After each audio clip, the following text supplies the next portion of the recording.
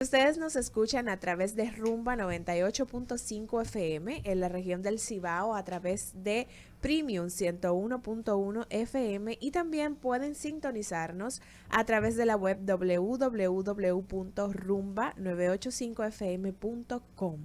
Pueden hacer también contacto a través de Instagram, donde estamos transmitiendo en vivo, @rumba985fm. Buenos días, doctor Roberto Lafontaine, doctor Nelson Rodríguez Monegro, quien nos acompaña cada día desde Moca. Lafontaine, buenos días. Muy buen día, lunes iniciando la semana. Estoy contento porque el viernes está más cerca. Está más cerca el Sí. viernes. Estamos entrando el lunes, está talando el viernes. Doctor Nelson Rodríguez Monegro, buenos días. Buenos días, Lisania, Roberto, Ricardo. Nada, iniciando la semana laboral y con las pilas puestas siempre al pie del cañón. Así es, con las pilas bien puestas. Y hoy sobre el escritorio médico tenemos varias informaciones y contamos con nuestro queridísimo doctor Nelson Rodríguez Monegro para hacer sus comentarios de lugar. Una de estas informaciones es la de que la declaración que hace el senador de la provincia Hermanas Mirabal, Bautista Bauta Rojas, quien manifestó que tiene sospechas de que el próximo contrato que está por cancelarse o ser descartado en el país es el que se tiene con Pfizer. Él admite que hubo una falta de lectura en el contrato que se hizo con AstraZeneca y pues hasta cierto punto pidió disculpas al pueblo dominicano por esta situación. Su comentario al respecto, doctor Nelson Rodríguez Monegro. Bueno, es una situación real que tenemos en el Congreso. El hecho de muchos estar, digamos, aprobando proyectos de leyes sin haberlo leído. Él hace un mea culpa y al expresarlo, pues siente vergüenza de esa actitud. Pero es bueno que se sepa cuál es la dinámica que se da en el Congreso. Como yo soy o fui, mejor dicho, diputado, conozco eso.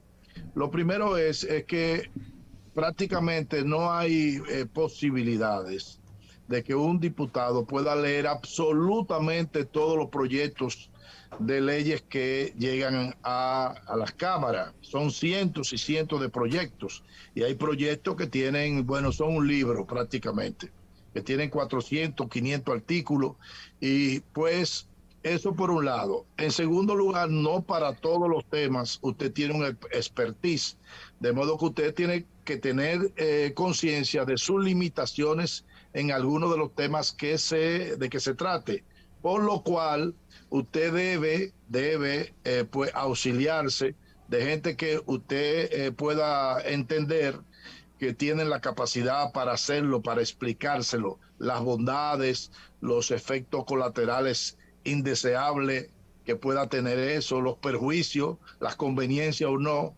de un proyecto de ley en un momento determinado.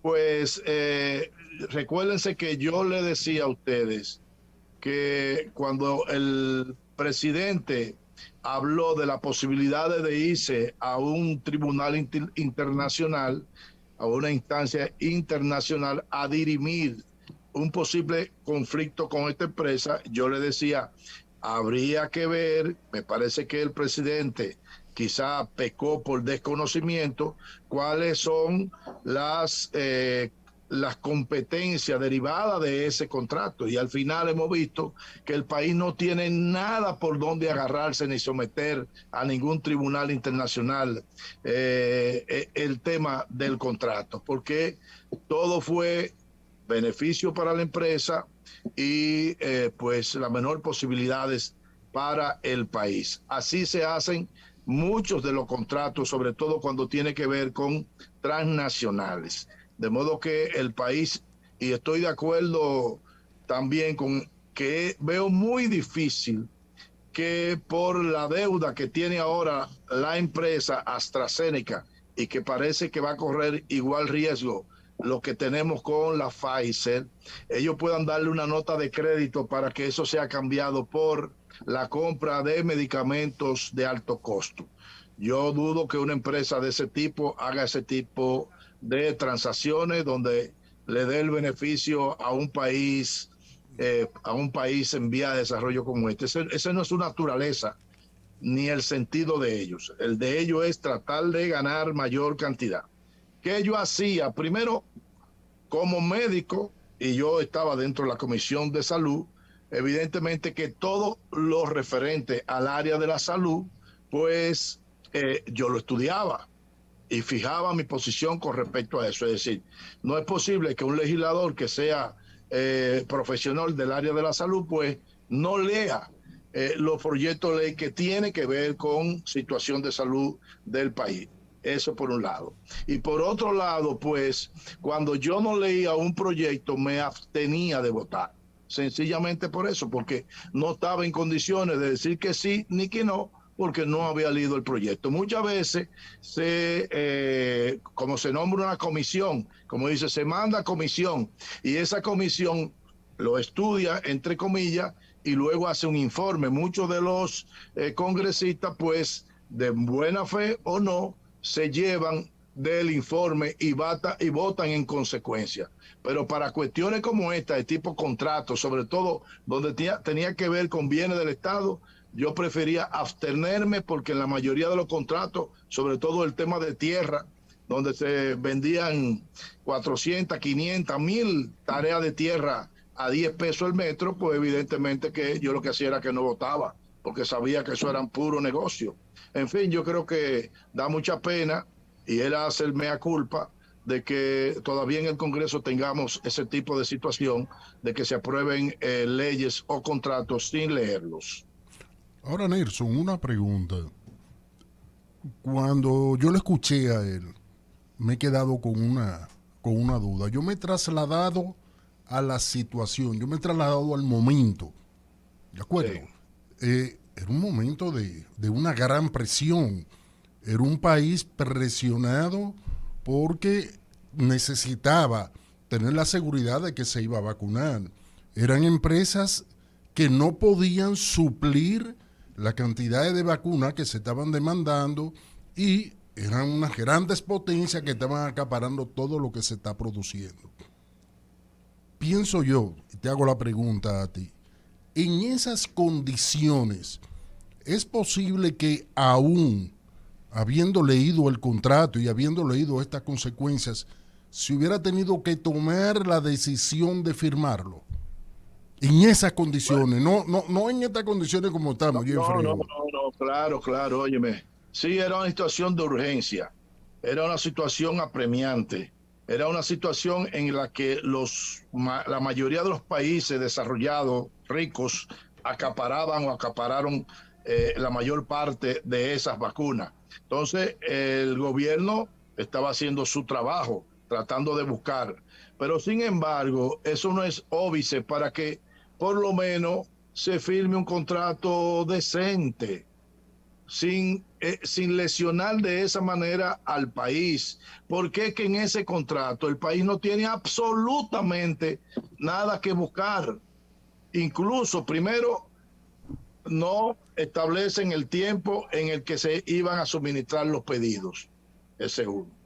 En segundo lugar, el contrato dicen que ellos no son objeto de ningún tipo de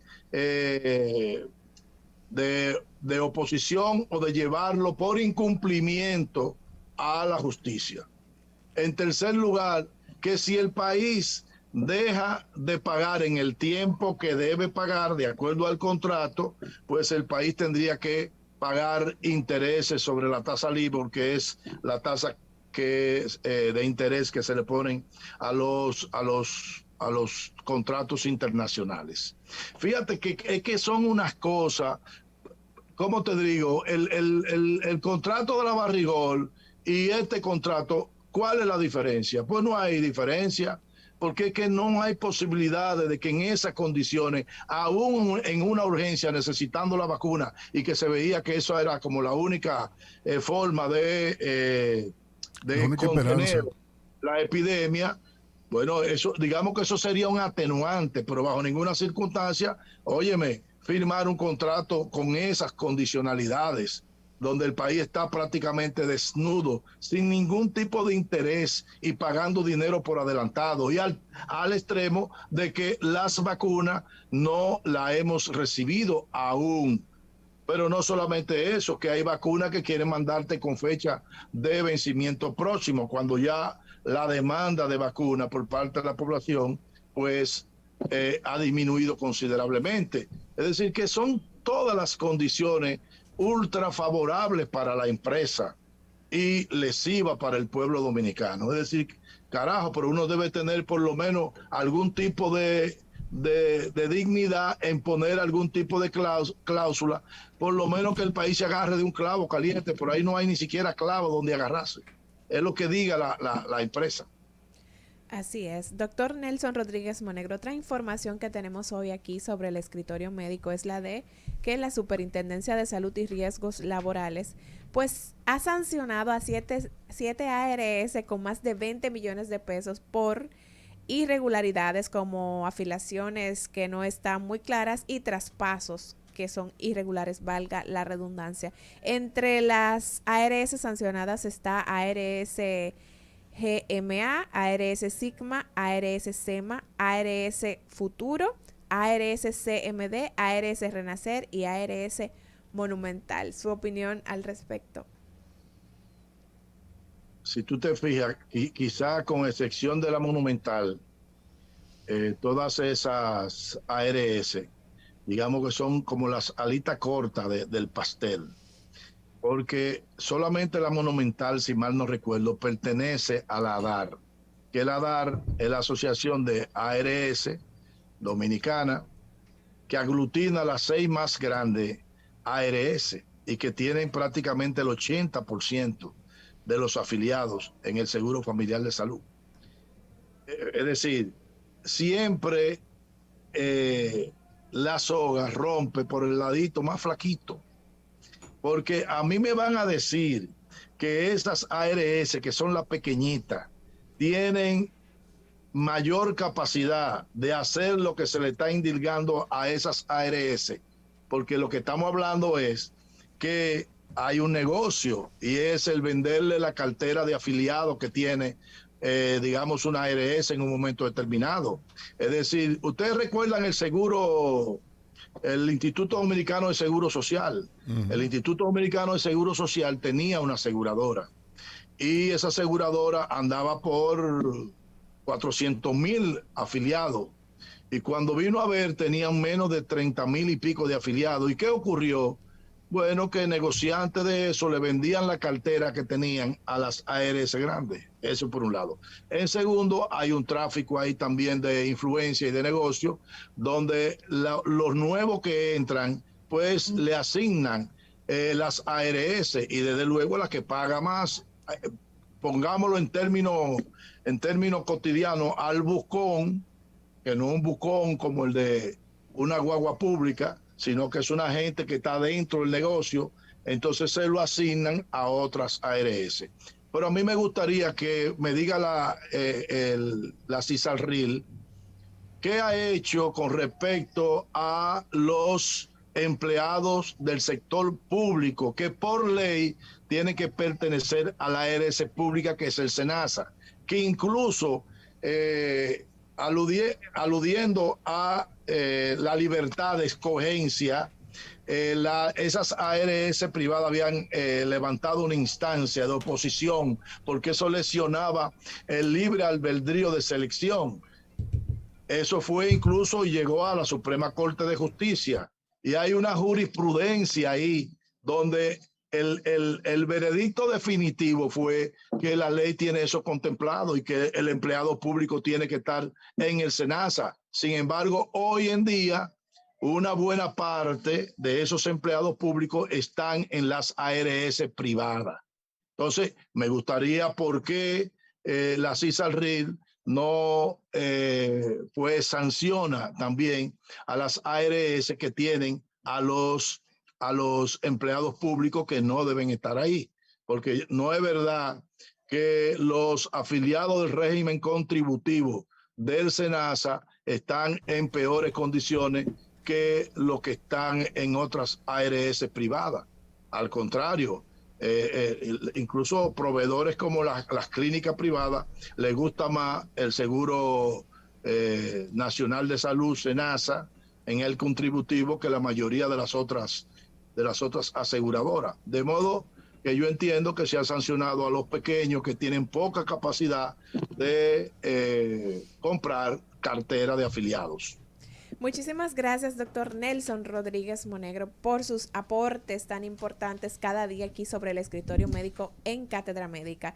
Vamos a ir a una breve pausa y en breve regresamos. El tema de hoy es origen de la conducta agresiva en el ser humano. Lunes de catedráticos con el doctor Ricardo Nieves. Enseguida regresamos. Cátedra Médica, porque la salud merece respeto. Cada día usted tiene